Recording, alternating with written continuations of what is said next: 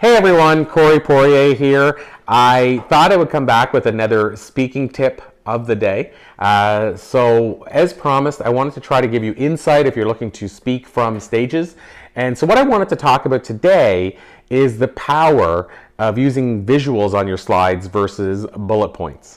So when I first started out, I always used bullet points on my slides. And the challenge with that is then your audience isn't really paying attention to you as much as they're trying to take notes of what's on the screen. So then all of a sudden, the PowerPoint becomes the presentation rather than you.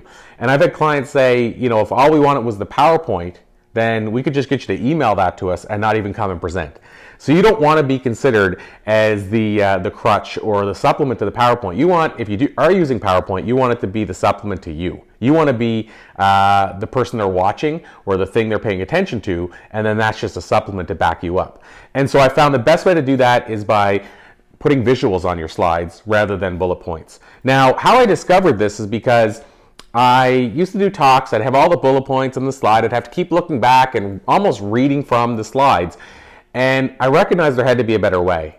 And so what I did was I went and looked up at the list of who people said were the best speakers.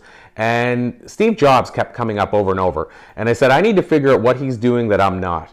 And so I watched one of his presentations launching a product. And I noticed glaringly that his slides just had an image of something on them. If he even was using a slide, but when he was using a slide, it just had an image of something.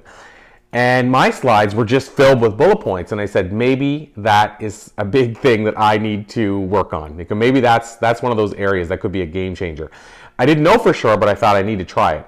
And it served me really well because I'm a storyteller at heart, plus I did stand-up comedy for a while. So using the images actually served me well because it was simply then reminding me of the story I wanted to tell. And I knew the whole story, I just needed to see that image to trigger the story. Not only that, for the audience, they would see the visual, I would tell the story, and then they could relate to the story and the visual together and maybe even remember the story because of the visual.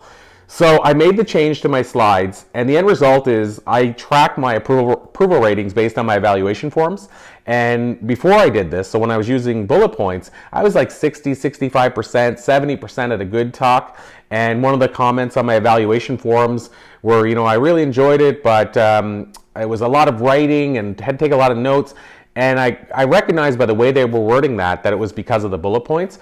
And then after that, once I made the change, it was almost immediately the way they talked about my presentation was different. And my approval rating went up almost immediately to like 85, 90%. Think about that jump, right? 20-some% jump, roughly, overnight. And the only thing I changed was how I presented my slides. So the big takeaway for you is if you're using a lot of bullet points, I'd love to see you try to get rid of some of those. I would say that still a large percentage of people who use PowerPoint are using bullet points. And in my experience, especially doing surveys on this and my evaluation form comments, my experience is that people don't enjoy that as much as when it's just visuals on a slide. So if you can find a way to move to visuals from bullet points, I think this is going to serve you really well, and I believe it's what the world-class and top speakers do. So I hope you're willing to give it a try, and I hope you take that, if nothing else, from this video today. At the same time, I'd love to also help you on your journey as a speaker. So if you want to grab a free copy of my book, The Book of Public Speaking, feel free to do so. It's at thebookofpublicspeaking.com. So pretty easy to find, a pretty easy website to remember. And then other than that, I'd love to see you subscribe to this channel so that you know when we're putting out future videos. Thanks everyone. Again, it's Corey Poirier. Have a magical day. When it's